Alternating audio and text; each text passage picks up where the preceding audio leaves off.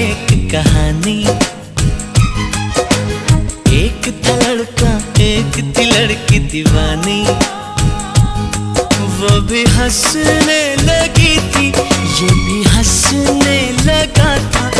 दोनों समझे नहीं थे वो जो होने लगा था। आओ सुनाओ प्यार की एक कहानी। एक था लड़का एक थी लड़की दीवानी।